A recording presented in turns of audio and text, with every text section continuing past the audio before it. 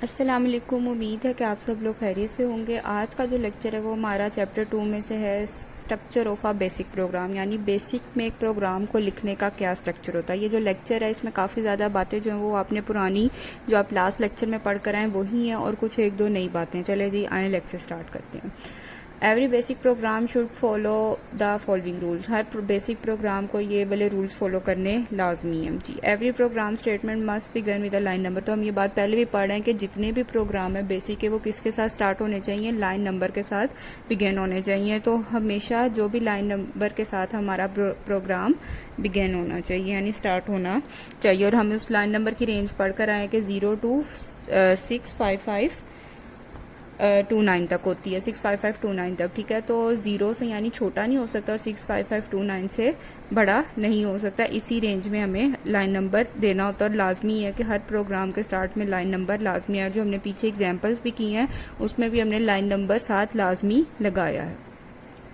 It is a good practice to end every basic program that with an end statement it is not mandatory. अब वो कह रहे हैं कि एक अच्छी बात है कि हम हर प्रोग्राम के एंड पे एक एंड स्टेटमेंट लाजमी लगाएं, लेकिन ये ज़रूरी नहीं है। अगर हम नहीं भी लगाएंगे तो भी हमारा प्रोग्राम जो है वो चलेगा, लेकिन अगर हम लगा देंगे तो एक बहुत अच्छी बात है। जो हमने लास्ट लेक्चर में एग्जाम्पल की थी उसमें भी मैंने एंड की स्टेटमेंट यूज़ की हुई है। तो उससे क्या है कि एक गुड प्रैक्टिस है कि हम एंड स्टेटमेंट लाजमी यूज़ करें।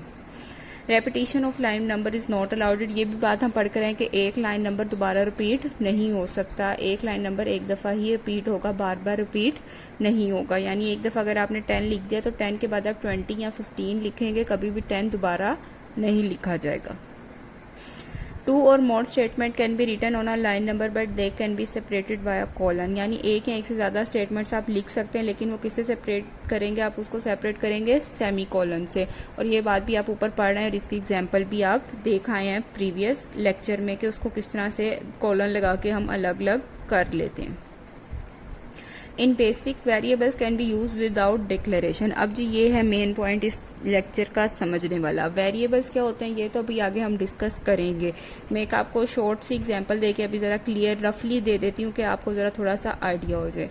हम लिखते हैं a इज इक्वल टू 10, या हमने पीछे भी लिखा था x इज इक्वल टू 10 या a इज इक्वल टू 10। तो यहाँ पे जो a है वो क्या है, आपका वेरिएबल है, और जो 10 है ये उसकी वैल्यू, यानी 10 ने उसमें जाके स्टोर होना है। अब यहाँ पे एक वर्ड यूज हुआ है डिक्लेरेशन। डिक्लेरेशन का क्या मतलब होता है कि हर वेरिएबल की हर की कोई ना कोई डाटा टाइप होती है। ये भी चीज़ अभी आपने नेक्स्ट लेक्चर में देखनी है, अगले लेक्चर्स में आपने देखनी है कि डाटा टाइप क्या होती है। ठीक है, अब कुछ वैल्यूज होती हैं जिस तरह डाटा टाइप में आपको एक रफ बता दूं कि जिस तरह अब हमारे पास पॉइंट के बगैर कोई वैल्यू होती है तो वो क्या होती है, हमारे पास इंटीजर वैल्यू होती है, इंटेग्रल पार्ट होता है, और जो पॉइंट के साथ होती है वो फ्लोटिंग नंबर या इसी तरह हर एक की कोई ना कोई डाटा टाइप होती है। ये भी आगे आप डिटेल में डिस्कस करेंगे।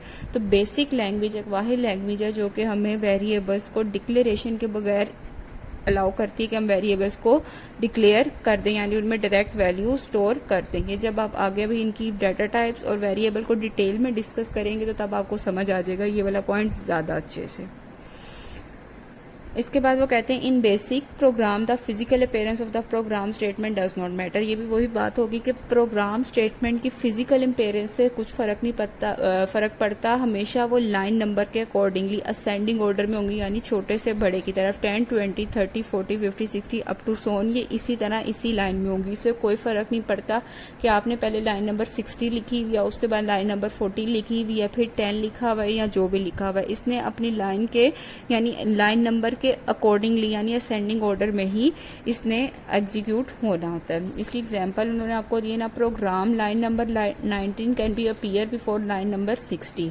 यानी एक प्रोग्राम में वो कहते हैं कि लाइन नंबर 90 जो है वो पहले लिखी गई है और लाइन नंबर 60 जो है वो बाद में लिखी गई है। However the statement always execute according to ascending order of a specified line number. वो तो यही बात है कि ये असेंडिंग ऑर्डर में हमेशा लाइन नंबर के साथ चलेगी, यानी पहले 60 ही एग्जीक्यूट होगा और उसके बाद जाके 90 एग्जीक्यूट होगा। कभी भी पहले 90 नहीं होगा और बाद में 60 होगा। इसने हमेशा लाइन नंबर के अकॉर्डिंग ही एग्जीक्यूट होना है जी। ये था स्ट्रक्चर बेसिक प्रोग्राम का कि बेसिक में प्रोग्राम लिखने का क्या स्ट्रक्चर होता है आपके पास। ठीक है जी, thank you for watching this lecture. Learn and write all short and long on your loose sheet and do solve the MCQs on notes. अल्लाह हाफिज़।